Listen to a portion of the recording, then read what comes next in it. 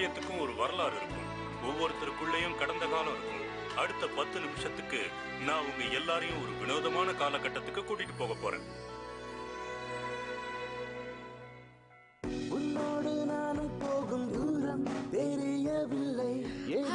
மறுபடியும் தப்பா பண்ணிட்டோமே. இப்ப என்ன பண்ணுவேன்? மறுபடியும் முதல்ல இருந்து ஆரம்பிக்கணுமா? இப்போ நீங்க பாத்துக்கிட்டு இருக்கிறது வேற யாரும் இல்ல, ஷின்சானோட அம்மா தான். 23 வயசுல மிட்ஸு இப்படிதான் இருந்தாங்க. அவர் கூட சேர்ந்து வாழ விரும்புறாருன்னு தெரியாமலே போயிடுச்சு. இந்த ஜலதோஷம் போகவே மாட்டேங்குதே.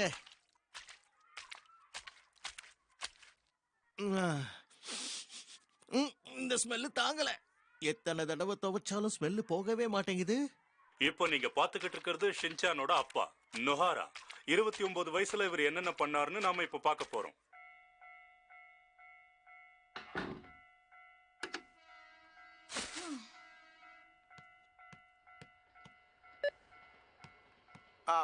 ஹலோ, நான் தான் பேசுறேன்.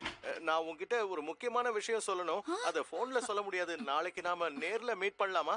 நாளைக்கு 10 மணிக்கு உனக்காக நான் டோக்கியோ ஸ்டேஷன்ல காத்துக்கிட்டு இருப்பேன். பாய். 7:23க்கு உங்களுக்கு ஒரு கால் வந்திருக்கு. அந்த காலை நீங்க திரும்ப கேட்கணும்னா கிரீன் பட்டனை பிரஸ் பண்ணுங்க. 7:26க்கு ஒரு கால் வந்திருக்கு. நம்ம மிட்ஸு அப்பவும் பொறுப்பு இல்லாம தான் இருந்திருக்காங்க.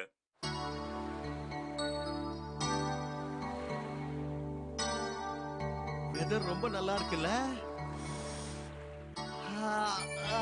பீச்ல அவர் ப்ரப்போஸ் பண்ண போறாரு. எதுவும் சுவாரஸ்யமா தான் இருக்கும். என்ன சொன்ன? நான் ஒண்ணு சொல்லலையே. சரி சரி, உட்கார்ந்து பேசலாமா?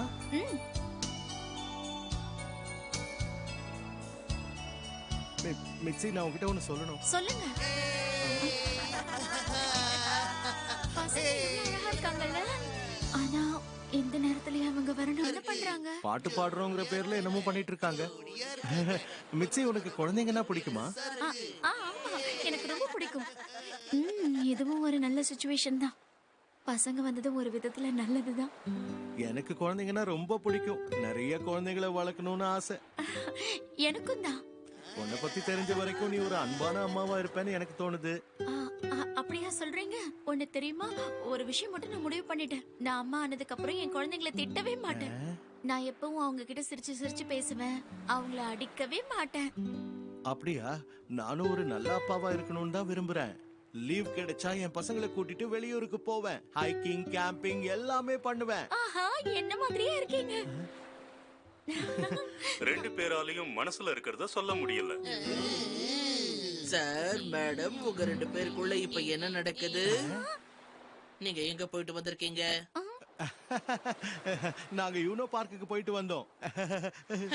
அது வேலைக்கே ஆகாத இடமாச்சே. ரொம்ப பேசுறான். ஆமா, 2 பேரும் என்ன பேசிட்டு இருந்தீங்க? இங்க பாரு, நீ சின்ன பையன், அதெல்லாம் கேட்க கூடாது. எனக்கு தெரியும். மனசுல இருக்கிறத வெளிப்படையா சொல்லுங்க. எங்க முன்னாடி நீங்க சொல்லியே ஆகணும். ஆமா, நீங்க சொல்லுங்க.